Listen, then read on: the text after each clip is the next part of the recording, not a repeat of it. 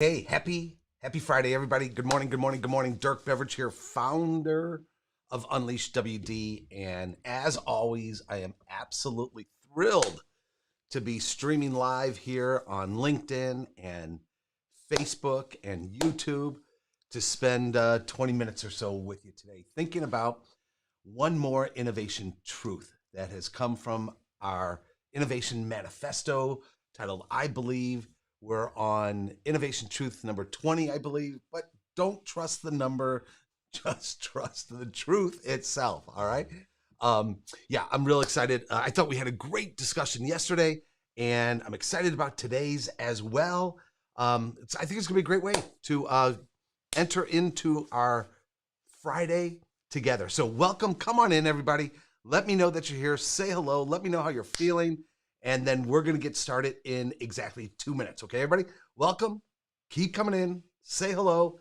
And we're going to go in 2 minutes. Ready? Here we go.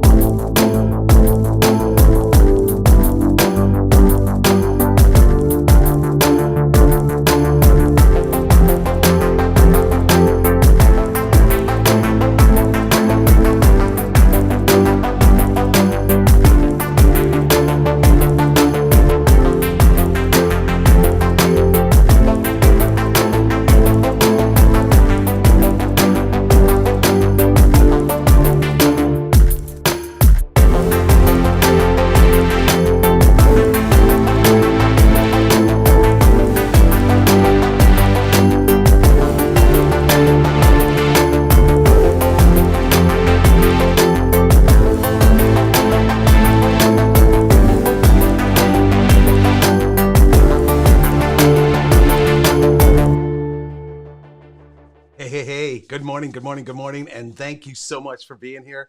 You know, with 24 seconds left in the music does a little thing, and I'm almost always tempted to do a little twirl and pirouette, but then I remember that I'm somewhat on camera there, and I better not. But maybe one day we'll do that. Hey, good morning, everybody, and happy Friday. I'm absolutely loving these conversations with you, and I appreciate the time that you give me, that we have the chance to spend together.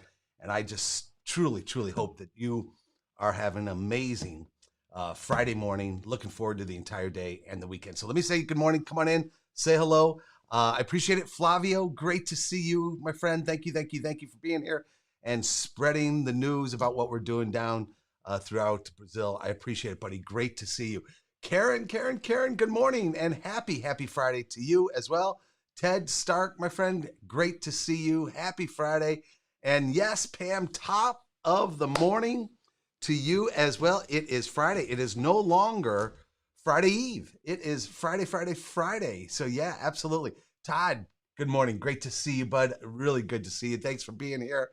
Yeah, Flavio, me too. Ready for some good stuff? I'm ready.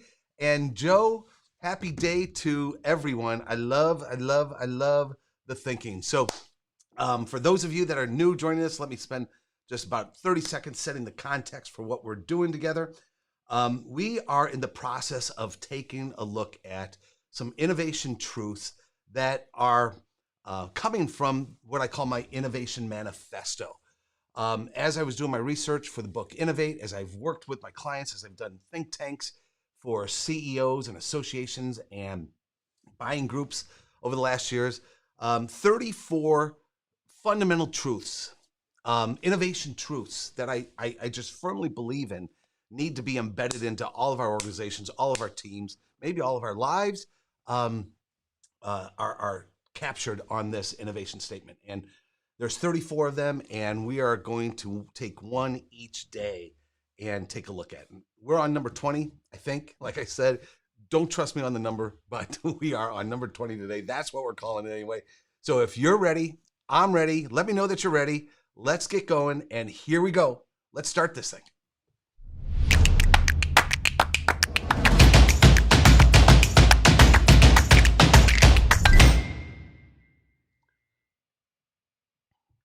Hey, James, great to see you, my friend. Ring that bell, but no, don't ring that bell. It's already got a crack in it, but let's go see the Liberty Bell together. James, have you ever been to the Constitution Museum in downtown Philadelphia? It is absolutely worth an entire day to go spend at the Constitution Museum down there in Philadelphia. It's fantastic. Okay, so here we go. Innovation truth number 20 says to us, let's become the disruptor rather than the disrupted. Let's become the disruptor rather than the disrupted. You know, there's been a common theme since we started these live streams, and it's about the age of disruption. It's about the age of acceleration. It's about the change that this pandemic is absolutely unleashing on all of society and our markets and our businesses. The change that is impacting all of our lives, how we live, work, and play.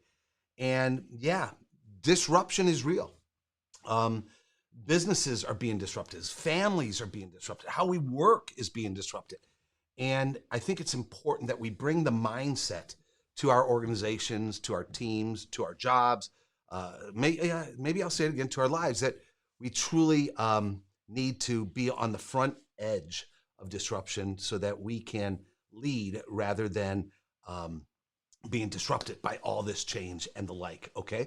So when I think about this becoming the disruptor rather than the disrupted, here's one of the ways I think about this. And let me digress, because I haven't said this publicly live, I don't think, certainly not on video.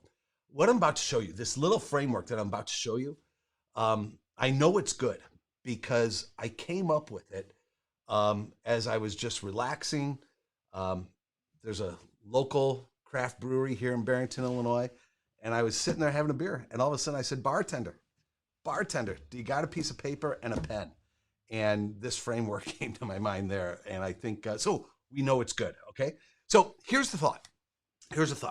We do live in the age of disruption, and you as a leader are being asked to lead your organization into this disruptive future, into this unknown future, into this VUCA, V-U-C-A, right? Volatility, uncertainty, complexity, ambiguity, into this VUCA world.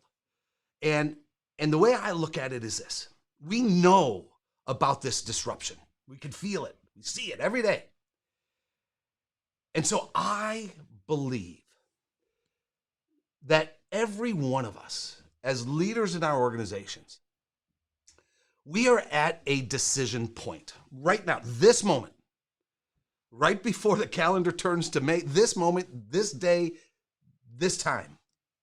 You're at a decision point where you're going to take your organization in this age of disruption, in this age of acceleration. And what I believe is that the decisions you make are going to come down to two things: your mindset and your ambition. There's really no right or wrong decision, as long as it's in congruence with your ambition and your mindset. What is the mindset that we're bringing into the future, into our organization, in terms of what we're going to become during all this swirling, unleashing of disruption all around us? What's your ambition? What's your ambition? Our last Unleash Innovation Summit, the theme was I lived, and we had a I opened up this innovation summit with an amazing video that we put together to One Republic's song, I Lived. And in there, we talked about, some of the words that they use. And then we talk about ambition. Ambition is defined as a strong desire to do or to achieve something, success. And it typically requires determination and hard work, right? And that song from One Republic, it's all about living fully. It's all about seizing the moment, seizing the day. And it's all about looking internally and asking about that ambition. What is it that you want to see? And we're all different. But here's what I believe. I believe in this age of change, your mindset that you're bringing to the day and your ambition of what you want to achieve is going to drive the decision you make. Does that make sense? Now, in terms of business and in terms of distribution businesses, for example, I believe your mindset and your ambition as a leader is going to drive your organization down one of 4 possible paths. And those 4 paths we've defined in a number of think tanks with CEOs as what you see on the screen. Your ambition and your mindset is going to drive you to either be a lifestyle type business, a late adopter type business, an early adopter, or professional and entrepreneurial. And here's the thing, again, what I say is there's no right, there's no wrong answer. As long as, again, your ambition and your mindset is in congruence with which of these 4 types of businesses and organizations you want to have. And then here's my thought relative to the theme of today, this innovation truth. Become the disruptor rather than the disrupted. And again, while I believe down to my core, there's no right, there's no wrong answer. It's whatever you desire, your ambition, which one of those 4 types of organizations you want to become. I do believe that those on the bottom, the lifestyle leader, are truly at risk of being what? Disrupted. I was just on the phone 2 days ago with the CEO of a national trade organization who just told me that he lost 3 members because in the last 45 days they sold because they realized that they didn't have the means and capabilities to invest in terms of what the market's going to require going forward. In a sense, they were disrupted. I remember doing a sales training program a couple of years ago, and it was a full day thing, and it was for a building materials distributor. And you guys, at lunch, I broke, everybody's going out to get their sandwiches. A gentleman comes up to me and says, "Dirk, this is just great stuff. I wish I would have had this years ago." I said, "Cool, thank you, and I'm glad it's resonating. Tell me about yourself." And he says, "Well, I'm new to this company, and I've been here just about 30 days. And I said, "Interesting, where'd you come from?" Here's what he told me. He said, "Well, Dirk, I, for the last 30 years, had my own lumberyard. And I had to sell it to this company. I had to sell it. And here's the thing." And he says, "I have nothing to show for it." What he said is he didn't get the value that he had dreamt of. He had been disrupted and had to exit at not even near the value that he had dreamt of. Does that make sense? So I believe he was managing his business as a lifestyle type business. And by the way, it was good. It gave him and his family a good living for those 30 years, right? But he then found himself being disrupted. So be the disruptor rather than the disrupted. And I think it becomes, again, as I said, it comes down to our mindset and our ambition, okay? So when we take a look at those 4 types of organizations and the decisions you're going to make, lifestyle, late adopter, early adopter, progressive and entrepreneurial, what we've done with all of our think tanks is we've defined those. So let's look at those definitions real quick. We define a lifestyle as a traditional business with no legacy, no successorship, and little market value. Again, no judgment. That is cool and good if it's premeditated. Second is the late adopter type organization. A late adopter is a business with leaders who like to talk about change, who like to talk about technology, who like to talk about the future, but are reluctant to invest, are reluctant to drive the necessary change. There's often an internal struggle with the need to innovate, with the need to invest, with being pulled back to yesterday. The third is the early adopter. This is a business with leaders that like to stand in line when the iPhone comes out, right? Their eye is always on the future, and they're driven to define their next. And they work to ensure that their business is perpetually innovating and trying new things. And then the fourth is the progressive and entrepreneurial. These are the businesses that they shine as a clear market leader, and they're not bound by what they do today, but they're always challenging themselves, thinking about what's possible, and they're intent on organizational legacy. All right. So there are some definitions of the four. Again, I believe the early two are at risk of disruption. Again, what's your mindset? What's your ambition? So what we've done, I know you can't read this, all right, but what we've done is we've taken those four lifestyles and we've put them out on a spectrum based on 6 different characteristics of organizations: the growth mindset, their investment in technology, leadership, how they're positioned in the market, the culture, and the vision. And if we had more time, what we would do is I'd give the spectrum to you, and I'd have you actually go through and start making some assessments where your organization is positioned for the future. Are you positioned to be the disruptor, or are you at risk of being disrupted? Make sense? So we don't have the time to go through the entire spectrum, but let me share with you all the way over to the right, some of the characteristics of what we see in these progressive and entrepreneurial type organizations, okay? First is with the growth orientation. You know, the lifestyle type businesses are really truly risk adverse, all right? And they really start rationalizing that things are okay. I mean, look, I'm making sales, I'm generating some revenue, right? I'm profitable. And they're really risk adverse. Whereas the progressive and entrepreneurial, these organizations, they have the mindset and the ambition. They are obsessed with growth, and they truly believe that their business is either growing or it's dying, and it's a guiding principle. And so what they do is they deploy resources strategically to drive consistent growth. Make sense? Second is relative to investment, how organizations invest in the organization, how they view technology for their organization.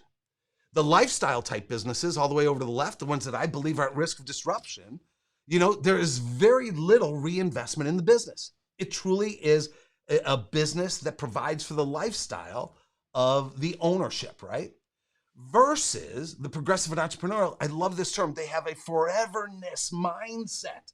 Leadership is focused on perpetuating the business, not for next year, not for next quarter, but for the next 100 years. And they're constantly building in the capabilities to set up the next leadership, the next generation, to just carry this business forward and thrive going forward. So they have that mindset of foreverness, and it really drives different decisions and investments in technology, certainly today. Next is leadership. Over on the left, right, the lifestyle type business, the leadership that we see there is they've become complacent and they've become content, right? They're happy, and rightfully so. Again, rightfully so. And they're happy and satisfied.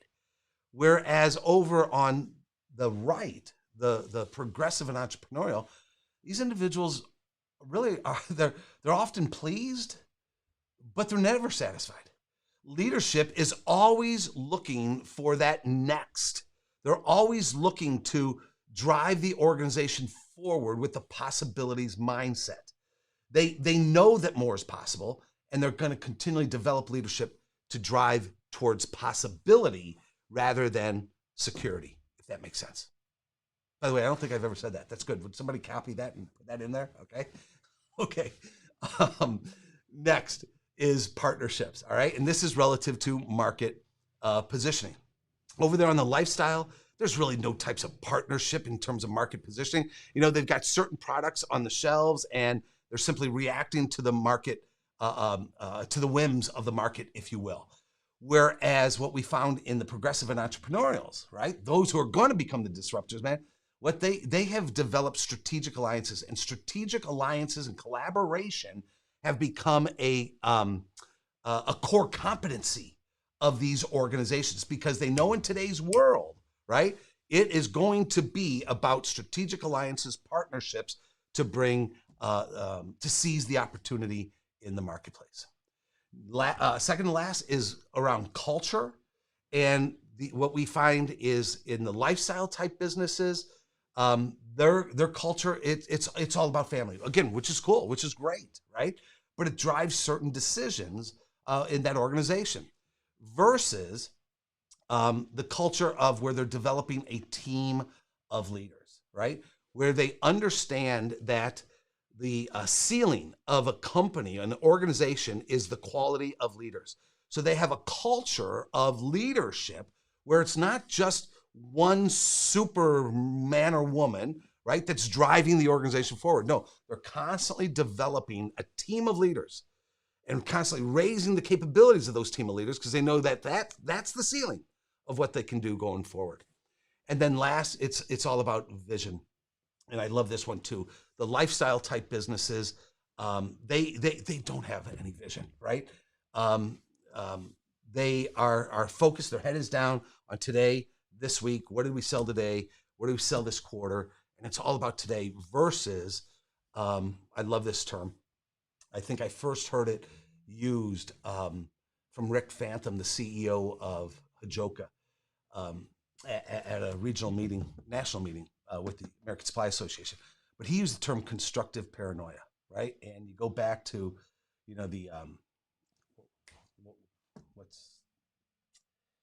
come on, Dirk, the name just escapes me. It's right there. I just can't pull it out. But one of the founders of Intel, right, where he said, only the paranoid survive, right? And the progressive and entrepreneurial leaders who truly, I believe, are going to be the disruptors rather than the disrupted. These individuals are constantly identifying next opportunities, and they have a healthy awareness of the threats that are out there in the marketplace. And they understand, goes all the way back to the beginning, right? If they're not growing, right, they are at risk of being disrupted. And they're constantly growing the organization, looking for new opportunities, and they have that constructive paranoia. So you guys, there you have it. Innovation truth number 20 or so. Let's become the disruptor rather than disrupted. We are in this age of disruption. Let me know what you're thinking in the comments. I really would love to hear your comments about what we just shared with you. We're in this age of disruption. We're in this age of acceleration. Our job as leaders is to lead our organizations into that unknown future. Not an easy task at all, but that's what we're being called to do. And you're at a decision point right now, this moment, and your ambition. You know, we got to do a gut check and ask ourselves, you know, what's our mindset? What's our ambition? Where are we going to drive the organization? And I will say it again, no right, no wrong answer, as long as it's in congruence with your dreams, right? What you want to make happen. So I really hope that this has been good for you. Let's see, Susan, great to see you this morning. Susan says, love how this info is presented. Great insight into what the future holds for our styles of running our businesses. Inspiring. I hope so, Susan. Thanks so much for that. Hey, and Jill, great to see you. Let's see here. Jill says, yes, true. The next disruption is out there. It is out there, Jill. You're right. It is coming. And Jill, if I can, again, CEO of large distributorship I was on the phone with, and what he said to me is, Dirk, our concern is not those inside of our tent, not those that we know. The concern is the disruptors. He didn't use that word, but that's what he said. He said the concern is the disruptors outside of our tent, those non-traditional people that we don't even know are out there, but we know they're coming. That's our concern. We have to be focused there. So brilliant point, Jill. Thank you. Flavio, again, thank you so much, man. Glad that it's resonating. Guys, I hope today was good for you. Would you do me a favor if you enjoyed it? If this is resonating with you, please give it a thumbs up. Please help me spread the word throughout LinkedIn and share this and others with everybody else. That does me a great service. So I appreciate y'all doing that. Hey, everybody. Thank you for today. Thank you for being here. Let's go out and make Friday just an amazing, amazing day. Get ready to maybe have some downtime this weekend with your family, your friends, your loved ones. Get outside, love that air, love this planet, love this earth, love your body, get it moving. And gosh, can't wait. I will see you guys on Monday. I'll be traveling all next week. So won't be here in the studio. We'll be actually in my parents' on Monday and Tuesday. I think we'll be in my parents' library and we'll be reporting from there. So, hey, thanks everybody. We'll see you on Monday. Have a wonderful Friday and a great, great weekend. See you on Monday.